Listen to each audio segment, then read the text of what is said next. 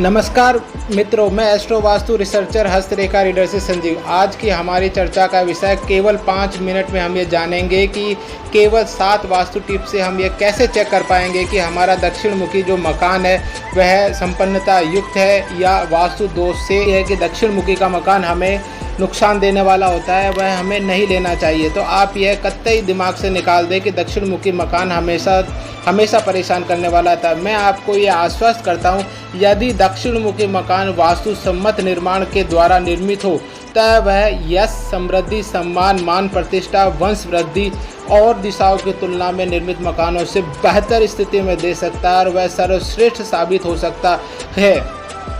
हम 7 बिंदुओं के अंतर्गत यह चेक करेंगे कि यह मकान हमारे किस स्तर तक हमें सुविधा और दुख दे सकता है। प्रथम बिंदु यह है कि दिशा परिवर्तन।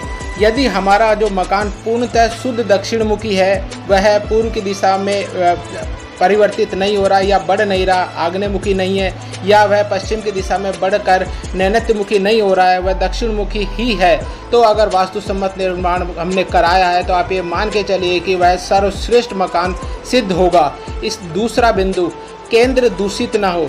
हम उसकी लंबाई चौड़ाई जो हमने मकान लिया है या हम मकान जिसका निर्माण करेंगे उसकी लंबाई चौड़ाई को ऐसे हम एक फॉर्मूले से x दूरी का एक फैक्टर निकालेंगे। उस फैक्टर से हम एक रेडियस बनाएंगे। उस रेडियस में जो मैंने इस वीडियो में चित्र प्रदर्शित किए हैं, उस चित्र अनुसार नक्शे में अगर उस क्षेत्र में नाली, सीवरेज या कुंडा, नींव या कोई भी वास्तु निर्माण संरचना हो तो वह मकान हमें नुकसान देने की स्थिति में होता है तथा वह जो मुखिया इसका निर्माण करता है उसे वह घर छोड़ना ही पड़ता है। यदि वह सेंटर खुला स्वच्छ हो तो वह हमें धन, वंश वृद्धि, संपत्ति, मान सम्मान सब देता है। तीसरा, निर्माण। हमें निर्माण करते समय यह पूरी तरह ध्यान रखना चाहिए कि मकान के दक्षिण का, नैऋत्य का और पश्चिम का वास्तु सम्मत निर्माण के द्वारा भारी और बड़े कमरों का निर्माण किया जाना सुनिश्चित होना चाहिए तथा यह किसी भी स्थिति में खुला या नीचा नहीं छोड़ा जाना चाहिए, अन्यथा यह हमें परेशान करने वाला होगा। इसी के साथ इस मकान का उत्तर, ईशान और पूर्व कोण बिल्कुल हल्का, खुला, गार्डन युक्त, जल स्रोतों युक्त प्रशस्त होगा तो हमारे पर्याप्त वंश वृद्धि होगी, धन वृद्धि होगी तथा हमें रोगों का शमन होगा, हमारी मानसिक स्थिति शांत होगी और बृहस्पति से संबंधित सारे अच्छे गुण जो हमें बृहस्पति देता है वह हमें प्राप्त होंगे। हमें बुजुर्गों का आशीर्वाद भी प्राप्त होगा। चौथे बिंदु के रूप में बात करें तो जो इसका मुख्य है वह है इसका मुख्य द्वार।